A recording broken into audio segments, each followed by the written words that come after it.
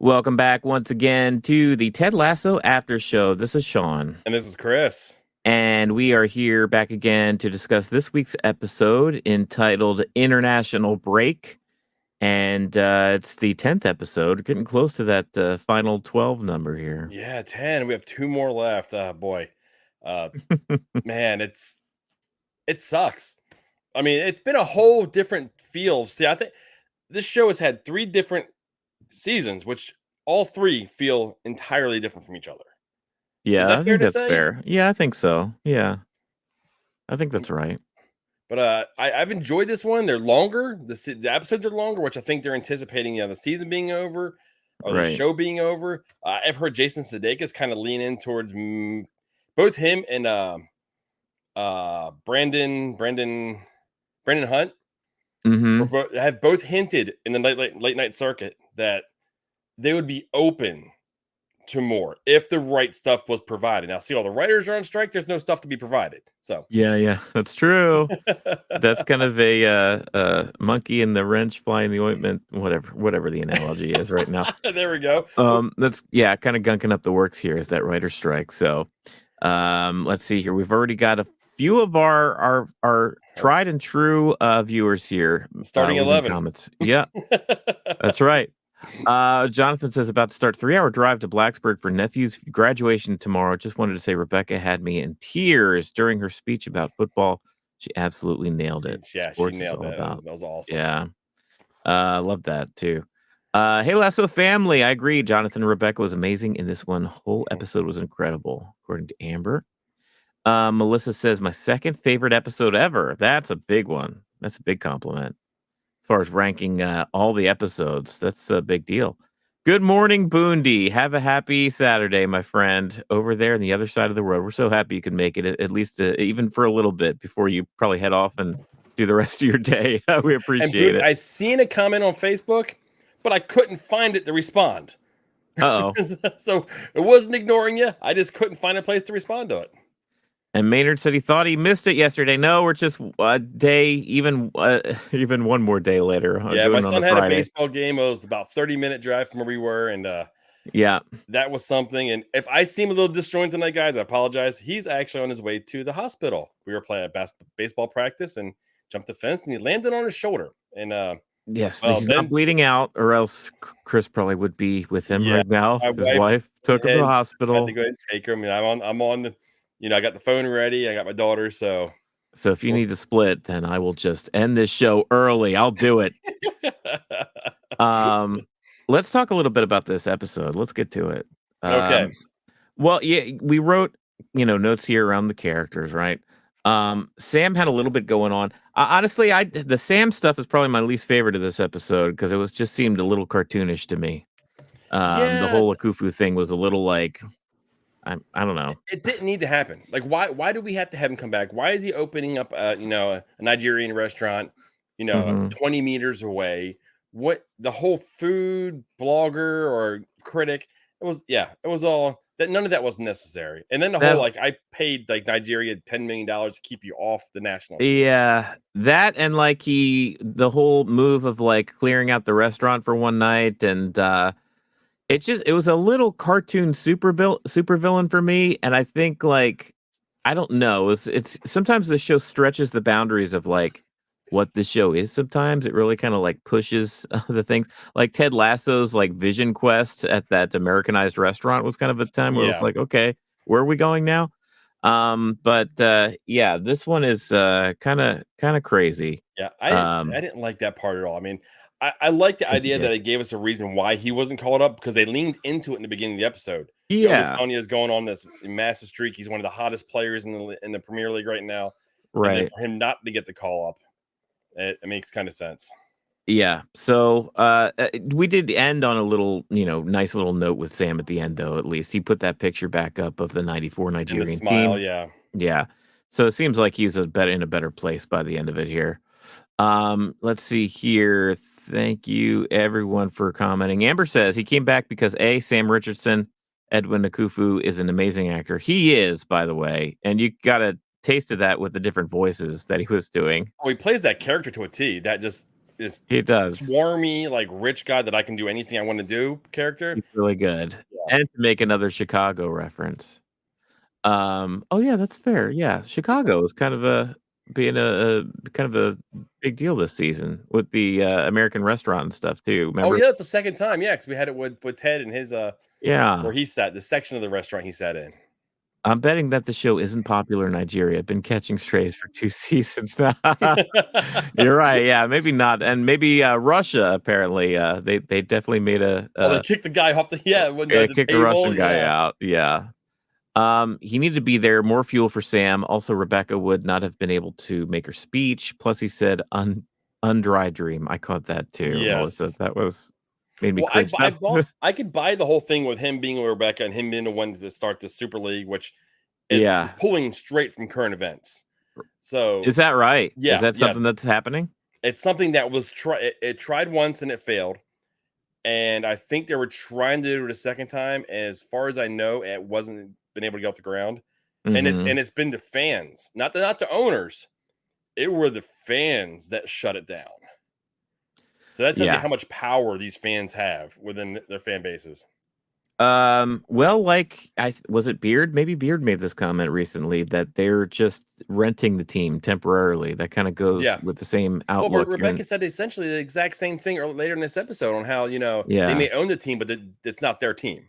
right. So that's it for Sam. I think exit a series for Akufu, Honey, honestly. baby, can you please go in the living room? I think that's probably it. Oh, you missed your mute button there that time. You're doing so well. Oh, there we go.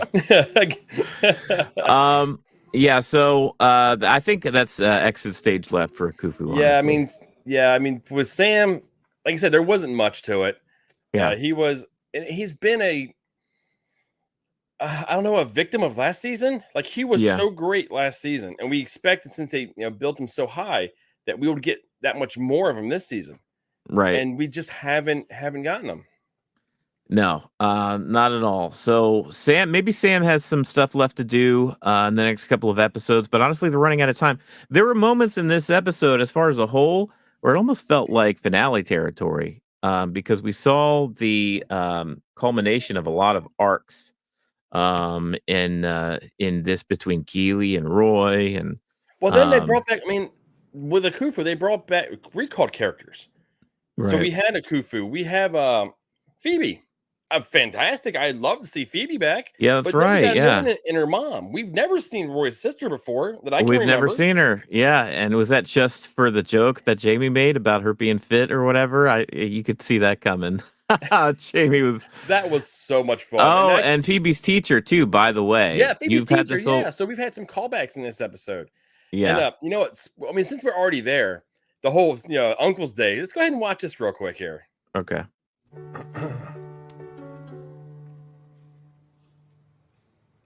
Thank you. Okay, Mum and I are going to put our costumes on for the performance. Heads up, team, there is an intermission.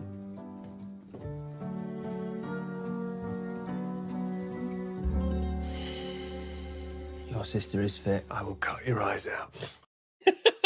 I love he knew what to say, and he knew what Roy's immediate response was going to be. So there's no way I think he was like as any intention. He just wanted to get under Roy's skin for a second. Oh, for sure.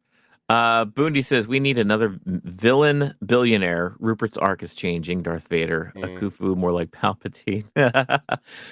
We certainly appreciate that, Boondy, for the Star Wars references. Yes. I know you caught us once or twice on our Mando show, so I appreciate that. Okay, I want to ask a go ahead. question. Basically, since we're still at the beginning of this, Yeah. is this show still a Ted Lasso show? Ted Lasso, show where we're not getting Ted. I noticed it was very apparent that Ted was missing through 90% of this episode because he was there in the beginning and he was there at the very end, and he was nowhere to be found. Nope. And almost the entire length of the middle of the episode. And I feel like that's true about majority of the season. Yeah, I think so too. And I don't know if that's intentional to where they introduced all these other characters and it's important that we get, satisfying arcs with all of them, or it's just maybe Jason Sudeikis had less time over there to film. I don't know if there's something along those lines. But yeah, it is. It's something that was somewhat noticeable throughout this season, and I think this episode really kind of hit the nail on the head or put the nail in the coffin as far as like, where's Ted Lasso on the show that's called Ted Lasso? Yeah, where's the namesake of the show? So Yeah. I'll just kind of before we got too deep, I was going to ask that question, but Yeah, I think I agree with you. I think so. Bundy also says, "Will Sam and Rebecca get back together?" I don't know. That's something that's been speculated here in these comments, and there was some real awkwardness in the interaction between those two, and it was like, I don't know if there's still something there, if they're hinting at something, or if it's just awkwardness. I think it's just awkwardness. They were smiley. You know, they have this history that nobody else knows about, and I think anytime that because they ended on good terms, as good as you can, I guess, in that situation. You know what I mean? So it's not like they're totally going to avoid each other. It's not going to be that awkward. But like it's enough to where if you run with them in the hallways and you're not surrounded by other people, you just have a moment with them. You know, and that's what I took it as anyway. Something I missed totally. You guys are bringing up here. Roy's sister is Dr. Sharon's doctor. Roy's sister was Dr. Sharon's ER nurse. I guess when she got hit by that's right. I do remember that now. I do. Yeah. Now that you're saying that, yeah, that's a that's way a callback. Deep, yeah. Yeah. When she had that accident on her bike. Let's see. Amber says, I don't know. Rupert's still slimy as always. He's just returning to his old flame. So glad Rebecca shut him down. Yeah.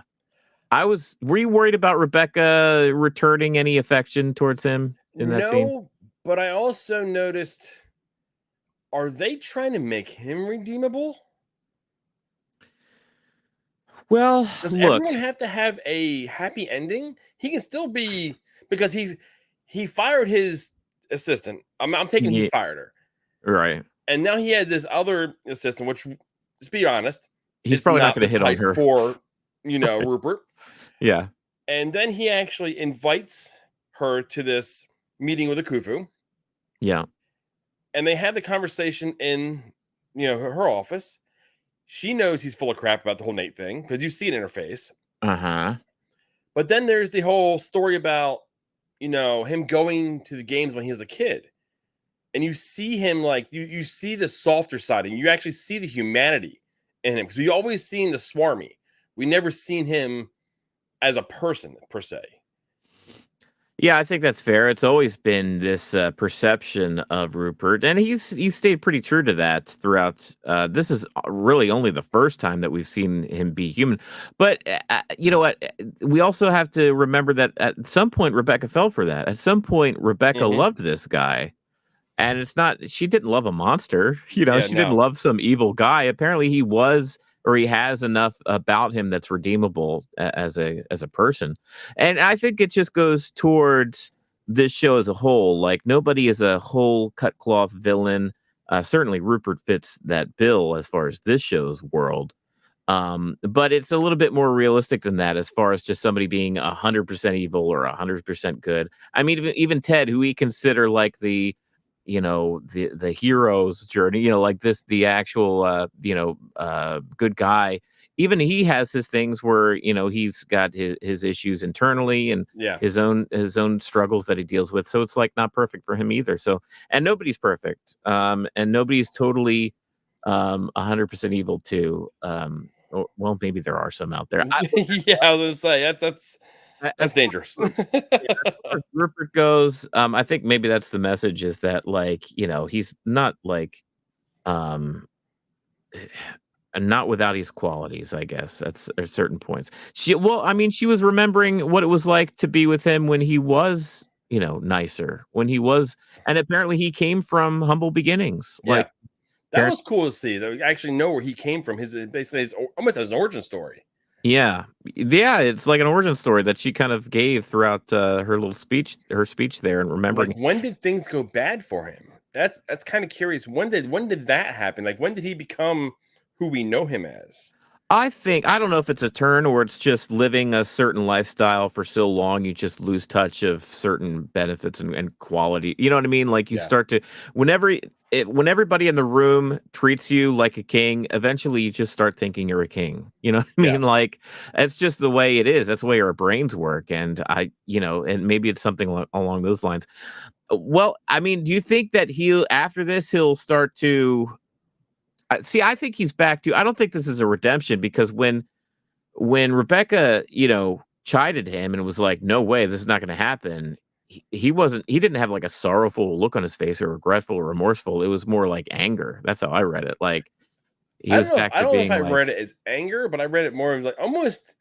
I don't want to say disappointment, maybe a little bit, but yeah, I don't know. I didn't read it as anger personally. "Oh, I read it as being slighted. I read it as being like, oh, there's the Rebecca that stole the team from me, not the Rebecca that I fell in love with many years ago. This is the Okay. Rebecca that's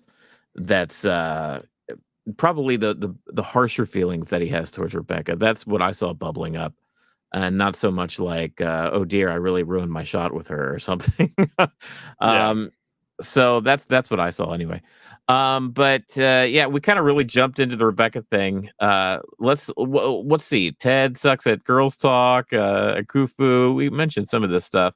Oh yeah, she brings out earlier in the episode. She pulls out the army man and The green match book. the book of matches. There.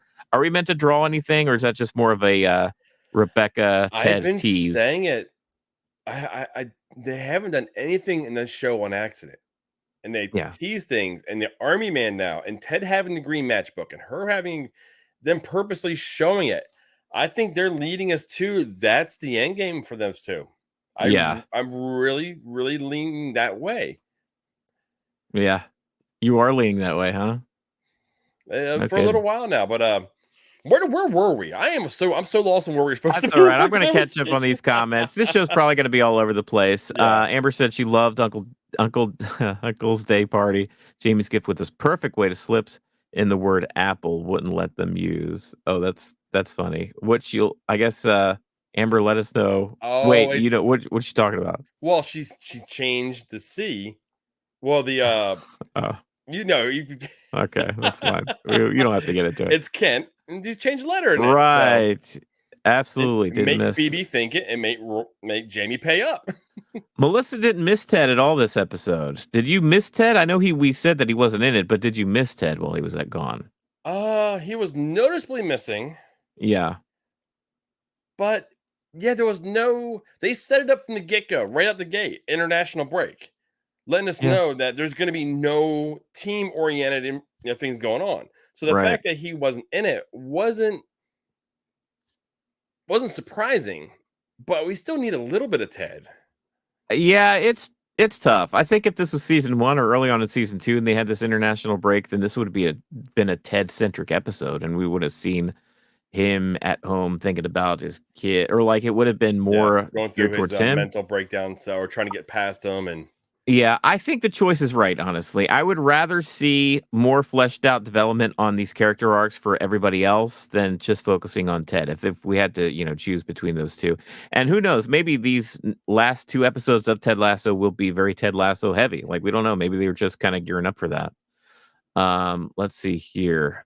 Boondy says the locker room humor has been funny. I think it has been. Every time the boys in the team are just riffing off on each other, and the whole Danny thing with that Zoro. was great. Oh mean, man, Van Damme.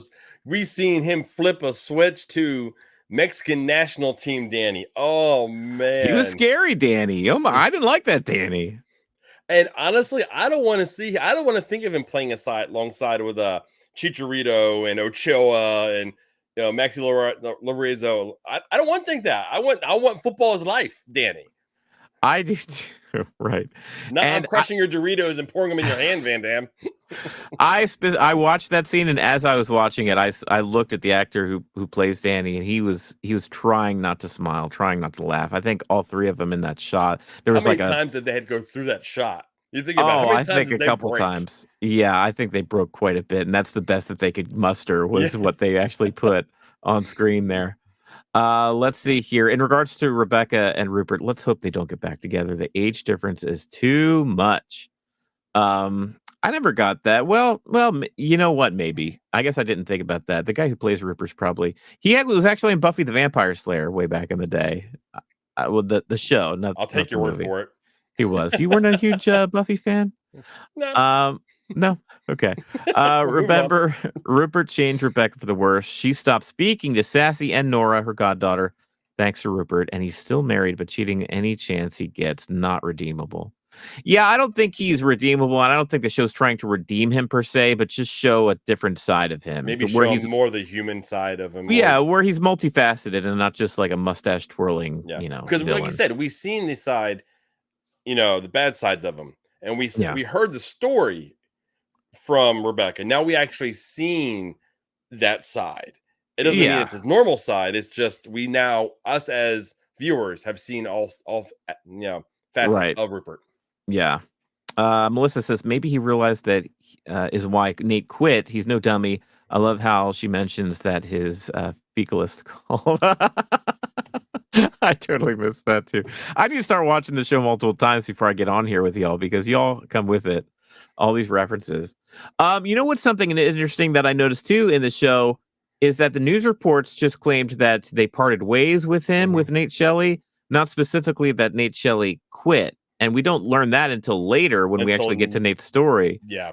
So that was how they are spinning that in the press, I guess. But that was interesting. I did notice that there's a bit of a dichotomy there. Yeah, I'm kind of curious to see where West Ham goes because they were very clear within that, the show, like the actual soccer show that they have within the show. Yeah, it was like Wonder Kid was doing nothing anyway. Rupert's the one's controlling the team. Well, let's pump the brakes a little bit on that. Not according to Nate's dad. Not according to Nate's dad. Apparently, Nate's a genius. Griffin says, "Good evening, Ted Lasso fans. How about Psycho Danny on the field and Van Damme being totally shocked by kick to the face, and Danny being completely sweet ball afterward?" to the face was fantastic. When Danny comes back, he didn't even apologize. He was like, "Oh, can you believe that? What a crazy game! Ha ha ha!" Crazy. The fact that you just like broke your teammate's nose, and dude. It's still covered. Excuse me, Danny. Is Danny like forever changed now? I don't know. Danny versus Van Damme. Yeah, I was a little iffy about that. The Mexican national team. It does that's why us U.S. national fans, Yeah, you would know better than me. That was crazy. Danny showed a side we've never seen before, right? And hopefully he's not stuck in that mode, honestly. Yeah, no, I don't think he is either. Locker room humor has been on point, reminding me of my of Boondy's playing days. The interaction between Colin and Isaac last episode, joke about Fitz's sister, and overly competitive Danny. Great writing. Yeah, the stuff between Roy and Jamie I quite liked too. The episode was rich with forgiveness. We saw a lot of that. I think especially a little bit we mentioned with Rupert, but nobody's forgiving Rupert, by the way. I think Rebecca has. I think Rebecca has forgiven, not forgotten. I think that's the way to look at it. And she's like, because she even said to Ted later, I don't have to beat Rupert anymore. I want to win. I don't have to anymore. It's like that part of her life she's now left behind. Yeah. Melissa doesn't agree with you, by the way. She'll be extremely disappointed if Ted and Rebecca end up together. I'm used to being on the other side with our viewers here. Yeah. At the end, Ted looked plastic to me. He actually looked fake. Weird, huh? Like maybe they filmed him in America and then just like photoshopped him with special effects. He got the tea spit in his face, the tree piss. Yeah. Sometimes Ted does, especially if you look at like the posters and like the Ted Lasso they really slather that makeup on Jason Sudeikis. Maybe it's just a production thing. I don't know. It sounds like Ted's going to be a main focus next week. They needed to tie up loose ends with everyone else in this episode. I think maybe you're right, Amber. They did a lot this episode. Yeah. Oh, Melissa, this says the funny thing here. Randy Dohas. Remember Led Tasso? How he was the opposite. Yeah. This is Randy Dohas. That's funny. Someone said Danny Rojas flipped to Randy Dohas this episode. That's a good catch, guys. Melissa was talking about Sam and Rebecca with their age gap. Yeah, I'm not feeling that. Yeah, I like them both as people, and I like them both as friends, and I think they had their thing, but I'd rather see them. Rebecca's got to wind up with that one dude. Guy. Yes, come on. That's got to be endgame for her. Yeah. Wouldn't it be funny if we find out Sassy hooked up with him? And then Rebecca kills Sassy, and our predictions come through. Yeah. What this was? Are we going to see Sassy by the end of the season? Sassy again. There's no way we cannot see Sassy again. Yeah, Sassy has to be there. Her daughter has to be there. We have to have those two in one of the last two episodes. Since we were talking about butts, Barbara likes to wear clothes that tell the truth. She's wearing the juicy sweats. Oh, I seen that. Which I was like, oh Lord. This show has just become us reacting to you guys. That's all right. You guys like it, right? Or else you wouldn't be commenting all the time. Right. Talk about Nate, Return of the Jedi. Sorry, I had to do Star Wars joke. Boondy, never apologize for that, sir. Well, let's do this real quick. So we had some call ups.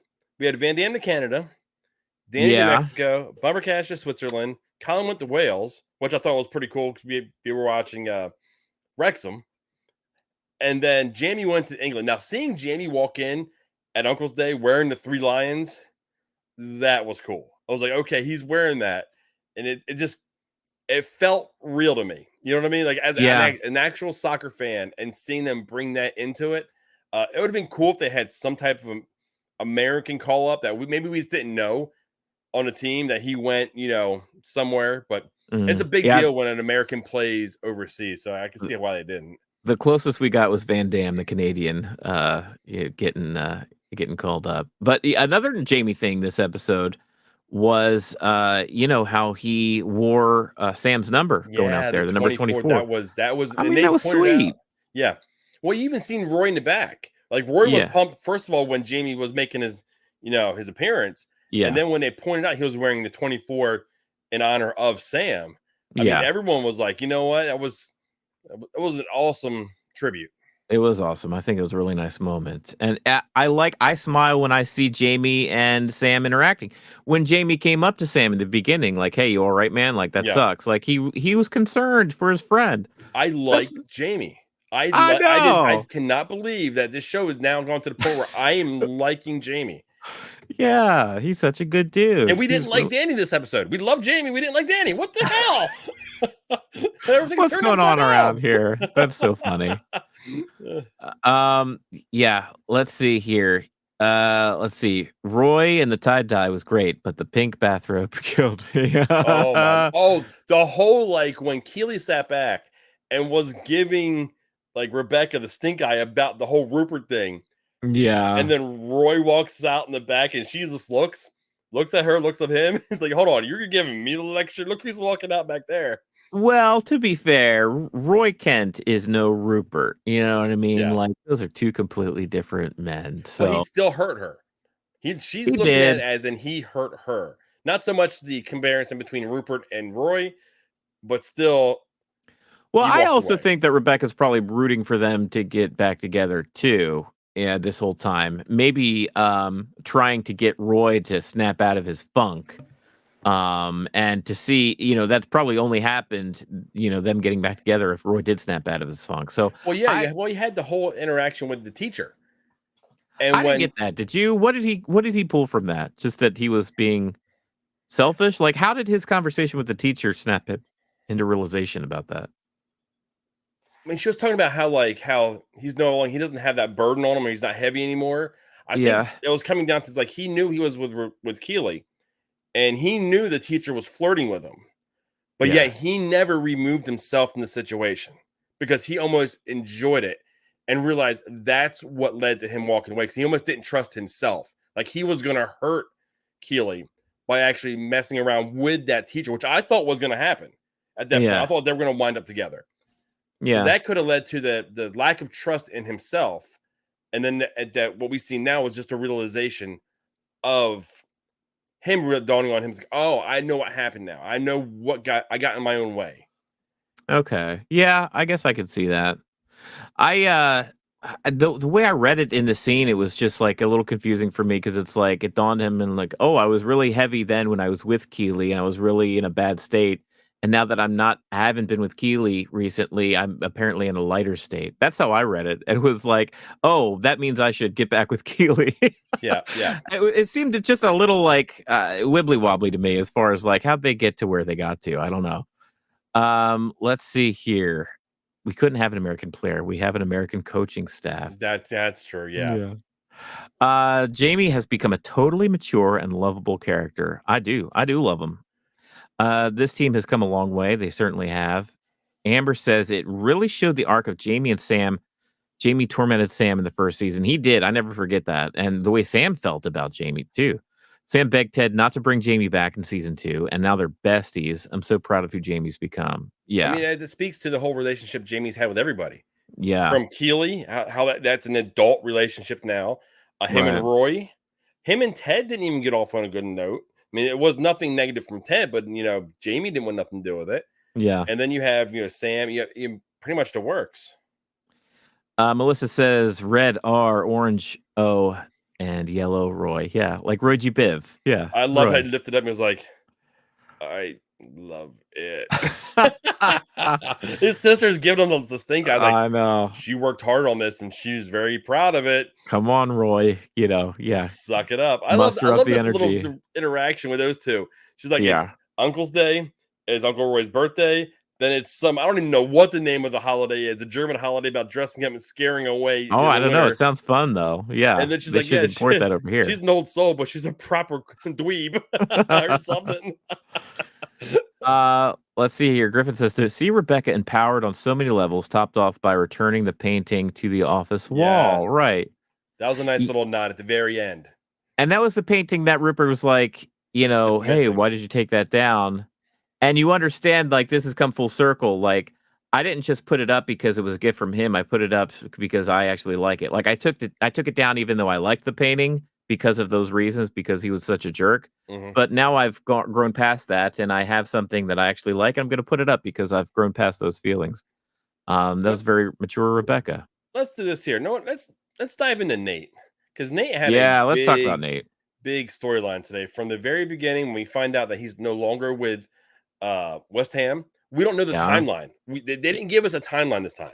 Like, we don't know how many weeks passed. We don't know if it was pretty much after he walked out and Rupert at the bar when he wasn't going to participate with, his shenanigans, or if it was a couple weeks afterwards. They had the discussion and they parted ways, or he just turned in his resignation and left. Yeah, I wish they gave us a little bit of clarity there. That would have been nice, but he was just all in his head. I was like, he was in a state of almost depression. Like, did I screw up the best possible thing that could have ever happened to me? But then he didn't even recognize what Jade was there. Or is it Jade or Jane? Jade. It's like almost like, you know what, dude, you're looking at the best thing that's happened to you. Get out of your head. Yeah. I think he does though. Like he's not totally he's distraught for sure, but I think he's appropriately distraught because he just was working an opportunity where he was like on the top, he was top of the mountain, right? Like the scene with May later, which I mean, we'll talk about that too. I thought that was great. But appropriately, he asked Jade, he's like, did I screw up with this thing? At least he's reaching out and questioning these things. Yeah. And the only reason he doesn't get out of the house is because the paparazzi are out there just like hounding. They're there. Doesn't want to deal with that at all. So he's kind of just like hiding out until he has the chance to go back to his family. And he does the right things in this show. He doesn't just wallow in it. Like, he's upset, but he's more probably just exhausted and afraid of what comes next. You know what I mean? Like, maybe this was his chance and he feels like he ruined it or something. So I get those feelings. Well, it's that, plus I think he's coming to a realization that he may have burnt some bridges. Yeah, sure. It's like, you know what, I screwed up on how I handled Richmond. Yeah. I mean, that could have easily been a fallback plan for him. You know what I mean? If things didn't work out here, I bet you Ted would have encouraged him to take the West Ham job. If it didn't go as nasty as it ended, he would have been like, you know what, take the next step. Take that opportunity. I don't want to hold you back from that opportunity. That's massive. Yeah. But ripping the sign, basically, tearing into Ted in the locker room. There's so many things. There's so many angles that just I like the steps he took this episode, but there's no coming back from it. I don't think. I really don't think there is. No, and the fact that he had to come back to Richmond AFC in secret and do what he did to try to apologize to Will. I mean, that was nice. And that's something we mentioned, like, hey, there's no redemption for Nate unless he apologizes to Will. Yeah. Because he was just really crappy to him. Really nasty to it. I like that little nod when Will walked in and everything's done. Yeah. And you see the note. And was the lavender? Was it stick of lavender? Was it or something? There? Yeah. Because it was a back and forth on which one was better. And I think actually Will liked lavender more than Nate Yeah. did. So he actually added the lavender stick to it. It was a really sweet scene, and maybe it was cathartic for Nate to just be back in that room taking care of the kids and just being like returning to his past self. It maybe honestly, I would have liked to see that scene maybe of him in kind of a darkened locker room by himself, just like putting stuff up and kind of reflecting. That would have been a nice visual, honestly. But I think we get the point as far as we can picture in our mind's eye like him doing that, and that's going a long way towards trying to build some bridges back that were definitely burned down. Well, I just loved his whole arc this episode, from Yeah. when he was stuck in the house and he decided to stay and not go with Jade, and then he climbs in his parents' window. Mom's on the phone with the cops. Dad's standing there with a cricket stick, getting ready to smack the snot out of him. Yeah, And then he realized who it is, and his first thing, he wanted to. He probably hasn't slept. You think about it. If he knows people are outside his window, you're not sleeping. He just wanted to sleep. And he just went right to his bed and laid down, and he was gone. And Mom was delivering food to him, to his it's door, and he wasn't exactly what it leaving. is. That you need you give me shelter. You need food, rest, and a safe roof over your head. That's what we need as human beings. And he's defaulted into that. Like, I need my mommy and daddy to watch over me for a little bit, which we all have moments like that sometimes where it's just like, can I just escape my reality and just like, I need to recoup. Okay, I need to turn it recover. off, turn it back on. But yeah, that's where he was at. So, let's see. Was there anything else in regards to the Nate? I mean, just the fact that he's a virtuoso with the violin. I didn't know that. Yeah, I love. That was out of nowhere. I loved it sitting down, getting when his parents left to go to the actual farmer's market. Yeah. And then he left his room and he got the photo out and he's going through the photo album and he's seeing all these baby pictures. And then he gets the violin.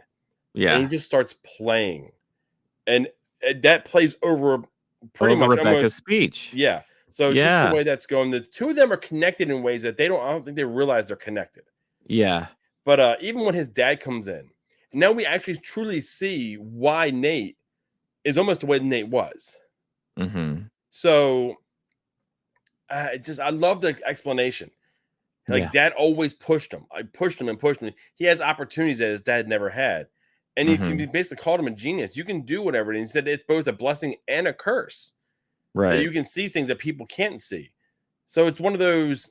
I know. I love that whole scene. The whole thing with Dad, being upset that he realized he may have screwed up, and he sees it now. Yeah. And he never truly seen it before. So the realization, and he just wanted them to be happy.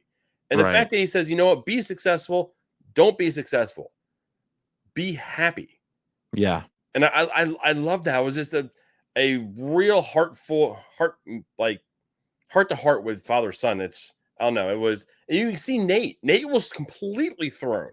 Yeah. The fact that his dad opened up like that to him, I don't think it's ever happened before. So I don't think he's ever seen this side of his dad. And the fact that his dad actually, showed a little bit of vulnerability to him, I think goes a long way. Because when Nate sat down on his bed, you've seen almost a weight come off his shoulders. Sure. Yeah.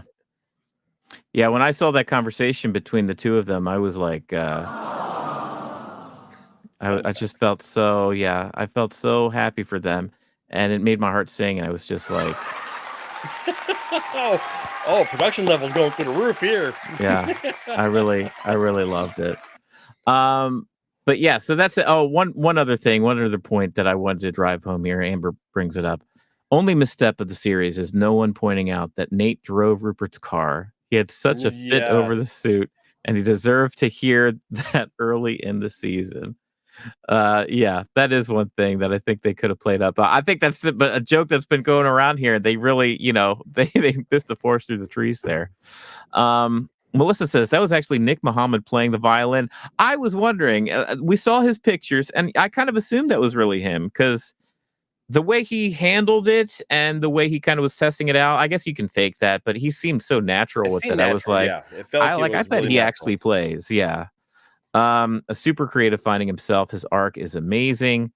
And when his dad walks in, they both needed that. I needed that, honestly. It was a little bit of therapy for me. Michelle's back. Hey, Michelle, welcome back. Sorry we're on a Friday. Sorry we're all over the place. Let's see. And yeah, Amber's loved the lavender callback with Will and Nate too.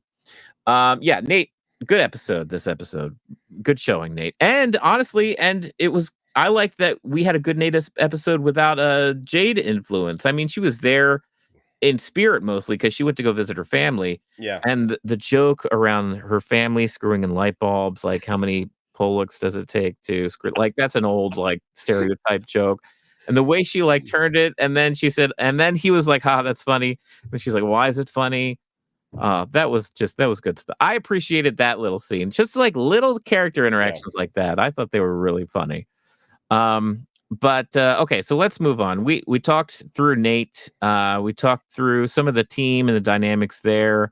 Let's see here. We talked a little bit about Rebecca. Was there much more to mention? I mean, she had a big episode this episode too. She did too. I mean, from the callback of her in the mirror and seeing her little self and doing the whole arms up and like making herself the big. callback. That's Yeah. why this almost felt like a finale because there were so many character callbacks to stuff that we've heard from them in the past. It was really fun to see.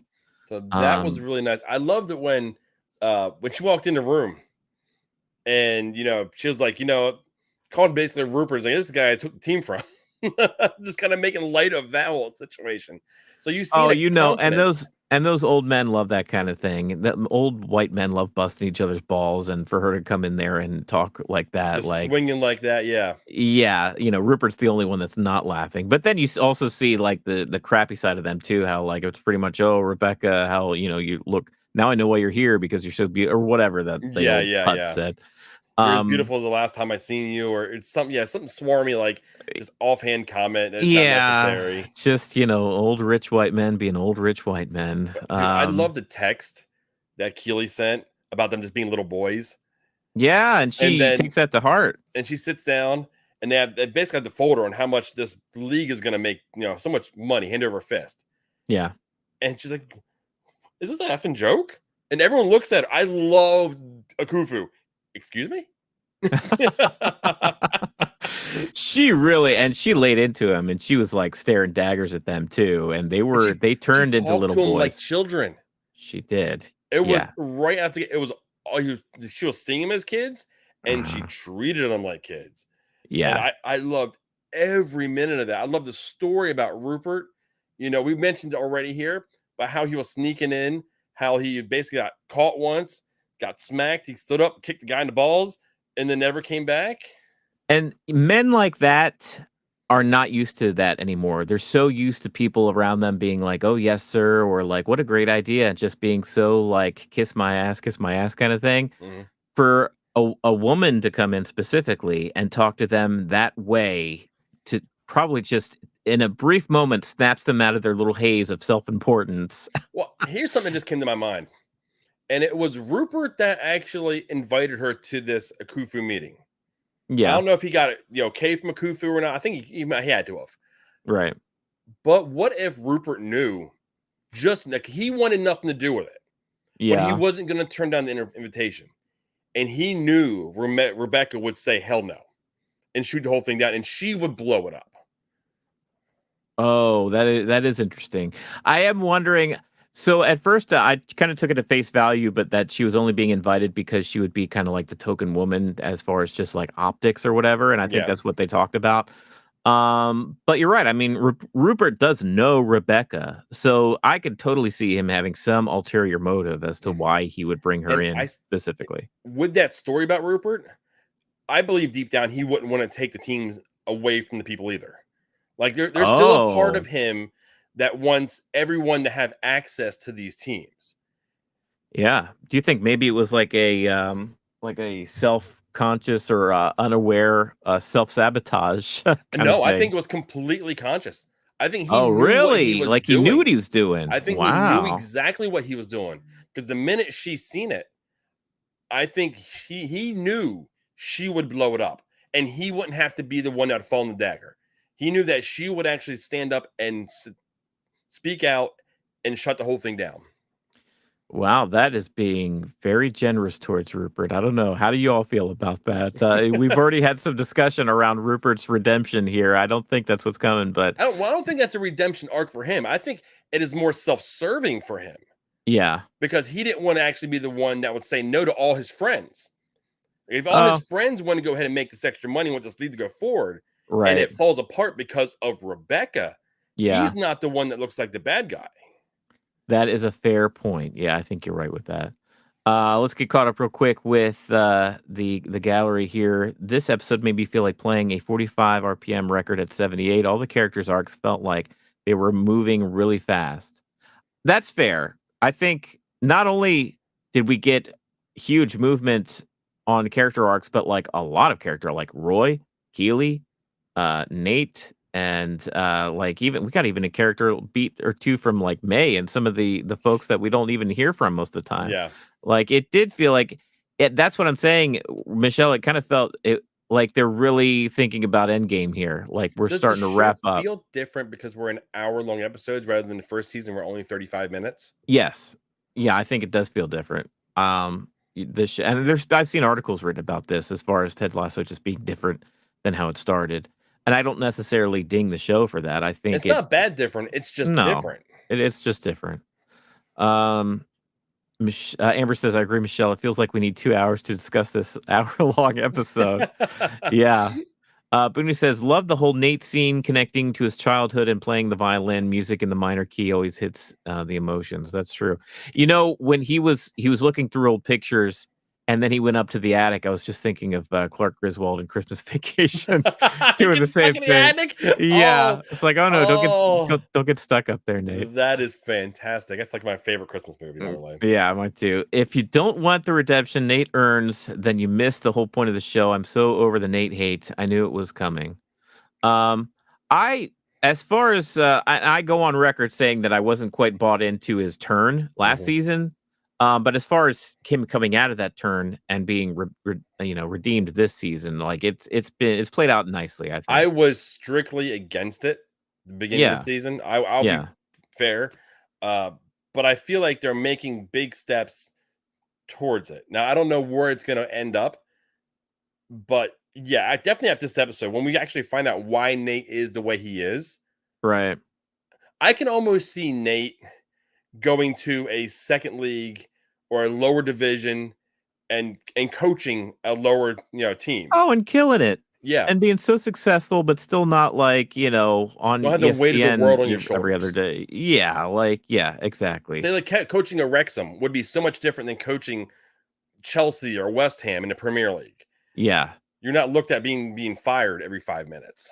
But you'd still get that love and support and that stuff that he craves as far as, he's still that way where he's like, he craves that, that pat on the back kind of thing. And I think he would get that and be able to balance that with a life with Jade and treating people nicer and not spitting at himself in the mirror, not being that guy. Michelle says it was long overdue for Nate's dad to admit that he'd been a royal jerk to Nate.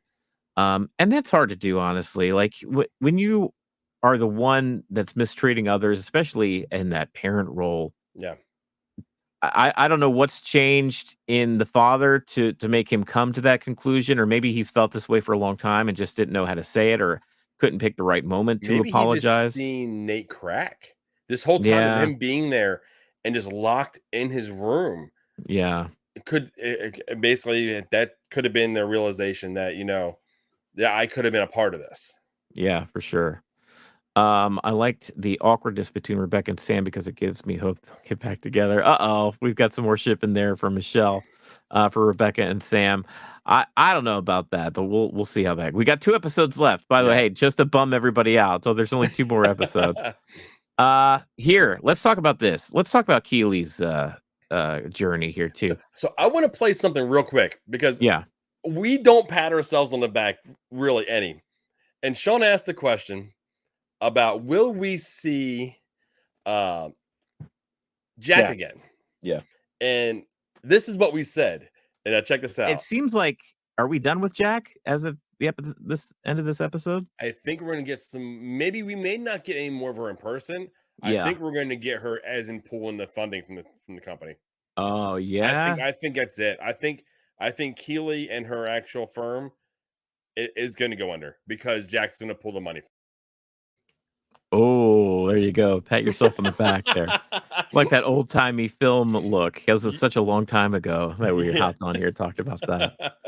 I mean, I was just wrong about not going completely under. I wasn't shocked that Rebecca picked up the tab. I was Yeah. shocked on how quickly Keely let her do it. Yeah. Was that a little too easy as far as at the end of this episode? Rebecca's just like, well, I'll just pay for it. Like we had speculated that that was a possibility, Yeah. but it's like, I got that in my purse in cash. What? is that too much of a golden parachute? Is that too much of a like, oh, don't worry, everything's going to be fine because I have a rich friend? Like, you know. Hold on. Maynard, our video's a fake. Yeah, that was a deep fake. Those were AI, Chris and Sean, that came up with that. our budget for the show has went through the roof. Well, how do you feel about that? As far as like Keely, her whole arc this episode specifically, not around the Roy stuff, but around losing her firm and then essentially maybe just getting, I mean, she does, not essentially, she does get it back. She even gets Barbara back at the end of this episode. I'm torn on it, honestly. Yeah. I really don't know how I feel about it. I almost feel like she belongs with Rebecca. Yeah. But having her have her firm, it doesn't mean they're not together. But we haven't seen as much of the interaction between the two like we have in the past. And I think we're missing some of that. Some of that is missing from the show. Just the daily interactions and workings of the team with Keely, we're not getting because she's doing her own thing. Yeah, I was of two minds about that too, as far as talking about her not being a part of this or having her own firm, kind of being her own boss, and because I felt so happy for her in her development and for her to like her success that she drew from that, and to see her lose that would be like I never wanted to see her lose it, like even as like a character arc kind of thing. Like I think that would be like really tough, and it was tough on her this episode. Like she was really down and out, really kind of down in the dumps this episode, and she has this great conversation with May. It's funny. I saw her in that bar, and we've never seen. I realized as they're talking, we've never seen these two characters talk to each other before. And here they are, and it was like jarring, almost. Be like, this seems weird, and it's like I know I'm watching the same show, but it feels like a different show because they're almost like worlds colliding. You know what I mean? Yeah. And May, who's a very successful in her own right, 40 years, I think she said she's owned the 40 bar. years owning and operating that establishment, had to come with hard times, and she struggled, but she made it through. And Keely, appropriately so, was impressed by that. And she does receive the best advice. Once more, like we're getting some really great life advice from this show, where it's like when you see the top of the mountain, all that's left is lightning. Lightning, and, yeah. And Keely's like, well, is that good or bad? It just depends if you're ready for it. Like anything, like just like really kind of like heady kind of stuff that makes total sense when it comes out of May's mouth, I guess. Like, you know what I mean? It was it was really great and exactly what Keely needed to hear. And I love that she got it from May, just the character that she's never even talked to in the show before. No relationship or anything. It's just kind of, talking with the barkeep. And it's funny, just like, okay, now I'm gonna get you some food because I can't have another white girl pass out at my bar. It's bad for Yelp. I know. It's so funny. You get the idea, like, at first when she's giving her that inspiration to Keely, maybe she knows who Keely is or she's seen her there before and she's like trying to cheer her up. But then at the end I get the feeling like she doesn't know Keely. She thinks she's literally just some stuck-up skinny girl getting drunk at her bar. Oh, so I thought that was really funny. That was cool. Let me catch up here a little bit. Amber says, I love the moment of Rebecca seeing herself as her childhood self in the mirror. That was fantastic. And it was Hannah Waddingham's daughter. Oh, it felt emotional. Oh, that I did not know that. That's Amber bringing the trivia to the game. Her daughter was in the mirror when she was actually. Yeah, that was her real life daughter. Awesome. That is awesome. Michelle says, yeah, glad to see Barbara side with Keely. She needs someone with business sense so she can focus on building business relationships. I love that Barbara gave the snow globe back and that whole thing played out. Like, I only get these when I leave a job, and it's like I don't want to leave this job. Yeah. If you need a CFO, I want to stay. Yeah. Oh, and Keely like legit hugged her. She was like, "Oh, thank you so much." Yeah. Rupert's new assistant. How'd that happen? That's another thing. We kind of touched on that, but why do you think Rupert did that to take away uh of temptation in his life, or I think he did that in part of Rebecca seeing and knowing of that relationship mm-hmm. and calling him out and not saying anything to Bex. Yeah. It could be a little bit of that, but then we still see the swarmy, bar scenes that we're seeing with him. So we know he's still messing around, but it's Yeah. not with an assistant anymore. I don't really know how to read that completely. Let's see here. Oh, Amber says, and having Rebecca back, Keeley ensures KJPR will be run as Keeley sees fit. Rebecca trusts and believes in Keeley. Jack was only about money and how she could use it for power. Yeah, there's that whole Jack thing. We've gone over Jack. There's way too much weirdness and her influence in that whole thing. And you're right. I think Rebecca will be more hands off because she trusts Keeley. That Keeley knows what she's doing, and vice versa. Like Rebecca will be a safe harbor for Keeley when she needs somebody to lean on. You know what I mean? Yeah. Not just financially, but just like being a woman in power. Like, what do I Is do it in this weird situation? that I want to see those two in Rebecca's office, shoes off on the couch? Is it weird? No, I don't think so, because we've had really great scenes with them. And then Being Ted walk in. well, there's a whole test out there, and maybe the audience knows a bit better than me. I think there's like a term for a show or a movie that has a scene between two women and their dialogue or their when they talk to each other in the scene has nothing to do with a male or a male protagonist. And you'll be surprised that historically there's actually not a lot of scenes in movies or TV where two women are talking and it doesn't have anything to do with a man. If you think back on it, and that this show has had that in spades, where they're not sitting around talking about boys or talking about Ted or talking about Roy.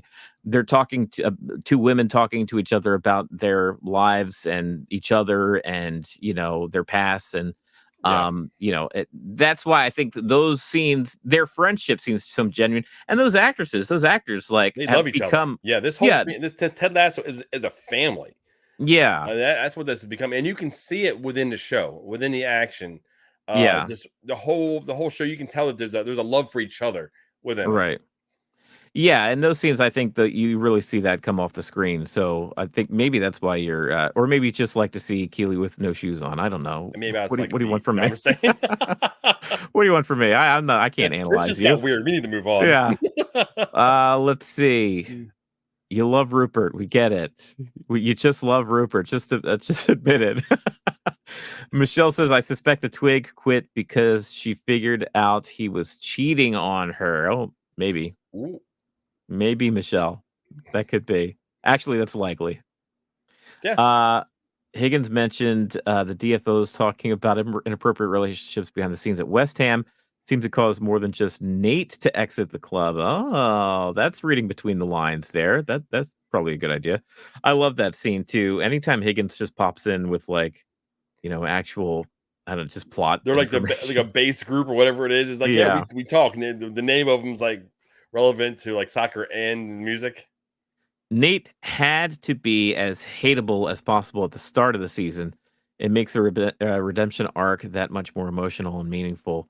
Yes, I was glad. And honestly, not only do we see old Nate, but we see a brand new Nate. You know what I mean? Like, it's not just Nate returning to the way he was in season 1. We see a fully fleshed, more mature, more introspective Nate, where he's in touch with the things that he lost maybe in other parts of his life. And that's good to see, like a brand new Nate altogether. Let's see. Melissa said, I called it last week. Rebecca will find her. Yeah, cash. Cha-ching. You're right. You're right. I like how she was like, when she first showed up at Keeley's house, she's like, oh, were you shot? Like, I know. I just need a hug. It was so funny. And she did the thing where it's like, we do this when we don't get a text back. And then she's like, no, I'm angry at you. Yeah, I'm starting to worry kind of thing. Yeah. But Keeley was in just a bad headspace there for a while. Here we go. Melissa says, it's just great to see two women supporting each other instead of beating each other down. TV needed this really badly. That's another thing where usually if you see two women on the screen, they're pitted against each other. And we haven't seen that. And I was honestly, I don't know if I expected to see that. Maybe just being seeing TV and movies all my life where that was sort of so normalized, that kind of thing. But it didn't transpire in Ted Lasso, thankfully. Nate still has. Oh, Peggy is with us. Hey, Peggy. Nate still has a long road to hoe to get back in my good graces. The thing for Will ain't gonna cut it. We Oh, still have yet to see yeah. a dialogue between Ted and Nate, right? I mean, that's coming. Ted and Nate need to sit down at that Indian restaurant. Yeah. And actually, I mean, that would be at the window. I think that would be a fun callback from them sitting down and just having a talk. Or even if Nate somehow is able to get on the pitch during practice and he kind of comes up behind, like if he's in the stands and he comes next, Ted's opened up the practice to everybody. Yeah. So now that he's no longer the coach or connected to West Ham, in theory, he would have the ability to go and sit down and watch. And I can see that happen. I can see him watching and then either Beard or somebody noticing and him leaving real quick. Oh, yeah. And then maybe Ted then reaching out to Nate, knowing that, he came here. Yeah. Oh, Griffin just mentioned something that's a big time theory because I thought this was saved for Roy, but maybe not. You think Ted's going to ask Nate to replace him? No way. No, Ted's going to leave and be like, Nate, replace me. Because I think the team would revolt. I think Roy would be gone.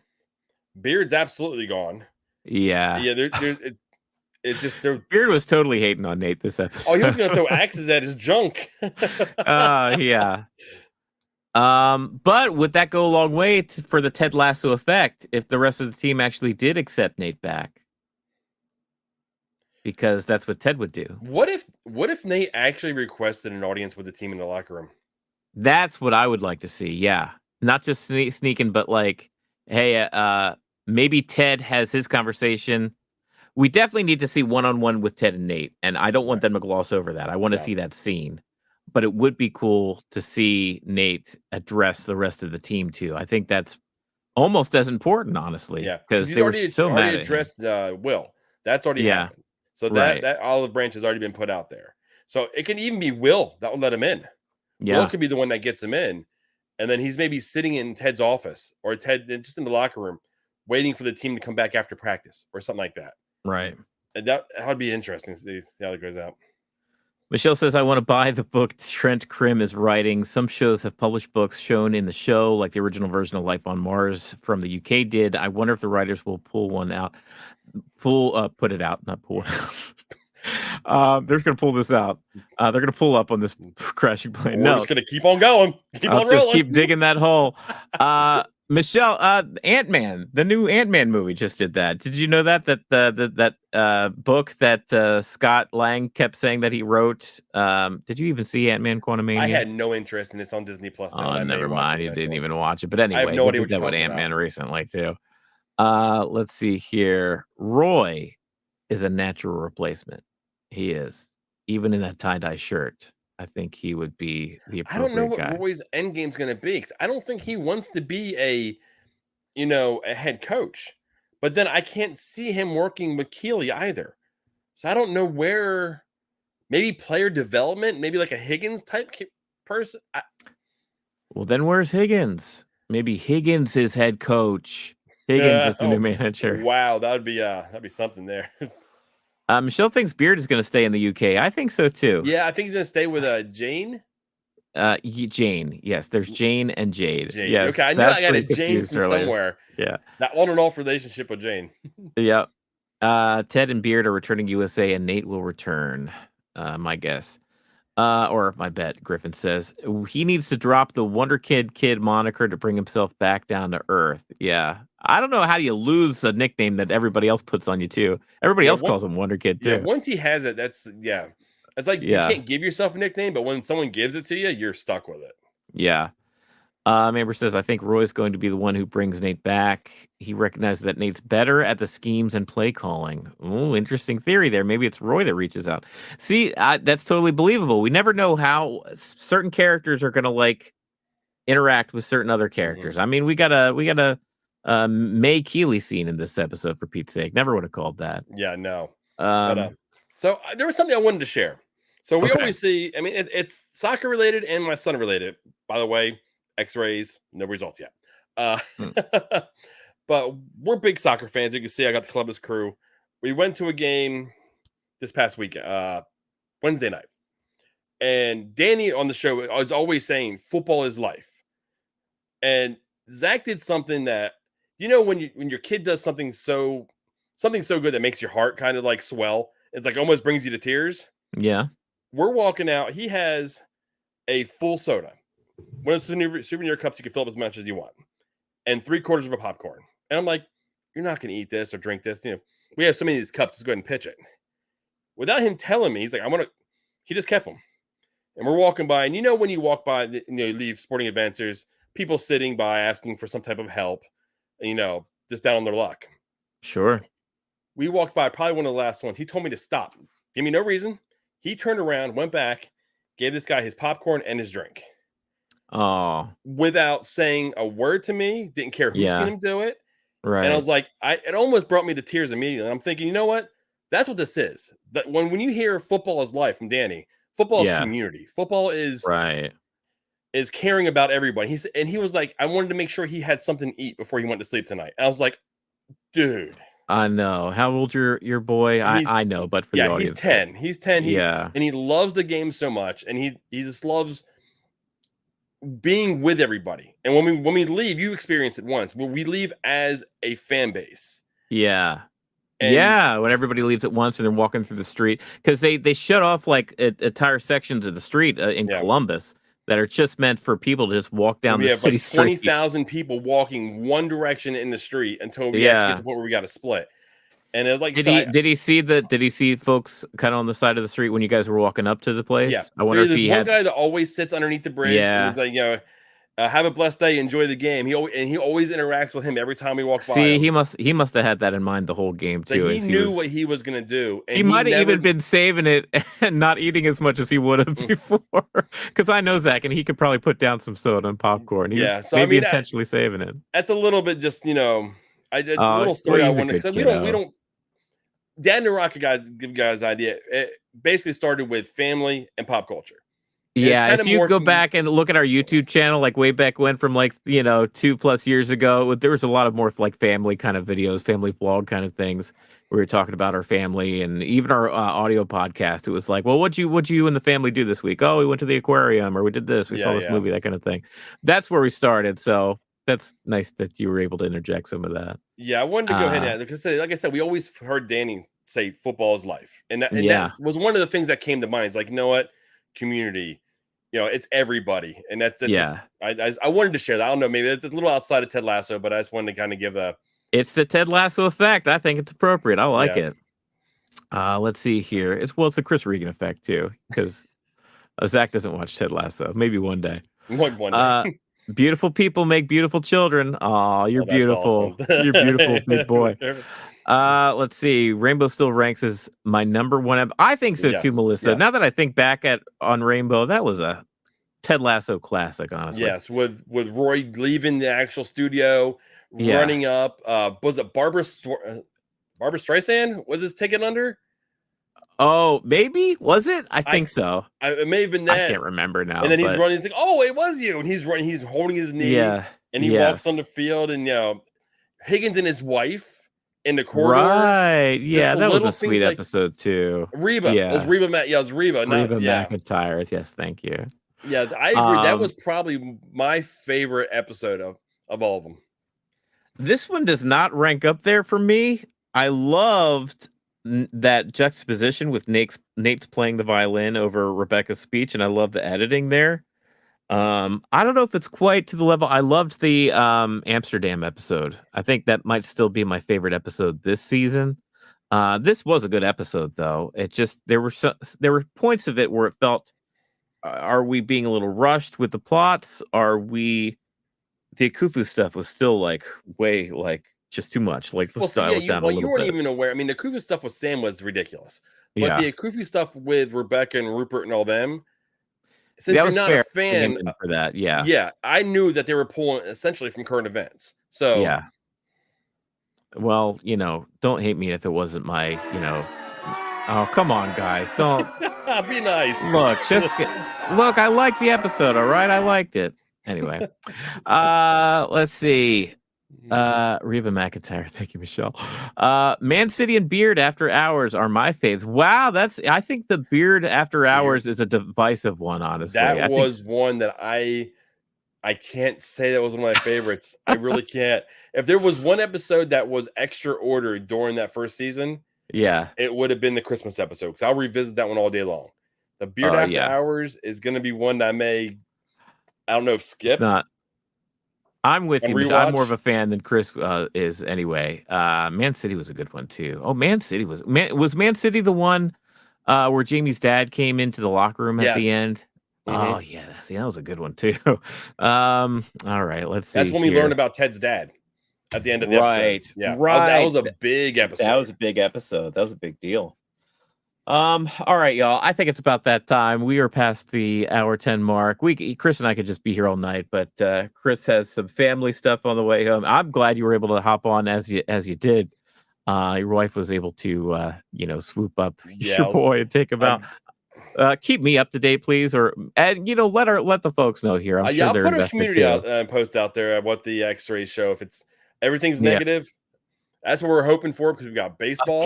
A kid's summer is on the line here, folks. As far as that's a big deal. So, all right. So that's gonna do it for this week in Ted Lasso After Show. We're gonna be back for next week, which is gonna be episode 11 out of 12. By the way, 11 of 12 of the final season of Ted Lasso. We'll be here to cover it. Yeah, keep your ear to the ground. We're gonna try for Thursday and maybe Wednesday, and maybe Friday. Just Wednesday, I'm seeing a Louisville City game. So it's not going to be Wednesday. Oh, you're going to a Louisville City game. I am impressed. Christopher, friend of the show. He's been on our Mandalorian show. He actually got these networking free ticket things where you have to network and show business cards for a half hour. And then you get to sit and watch the actual game. So I'm going to join him for that. It's going to be fun. That is pretty impressive. Yeah, there you go. Well, everybody, there's a lot of you here tonight. We got Melissa, Griffin, Amber, Michelle, gosh. Yes. You name it. Boondy, you were here. Maynard was here. Amber was here. Melissa. You guys all showed up tonight. And you guys are so we're not consistent when it comes to it's been on Wednesday, Thursday, Friday, now tonight. You guys stick with us. It's amazing. I'm so happy you guys do. You really make my day, and I really appreciate you guys joining us each and every time. Heads up though, I don't know if Sean has done it yet. I went ahead and watched an episode of Shrinking. It was fantastic. Oh, okay. It was fantastic. All right. So stay tuned. It's already done.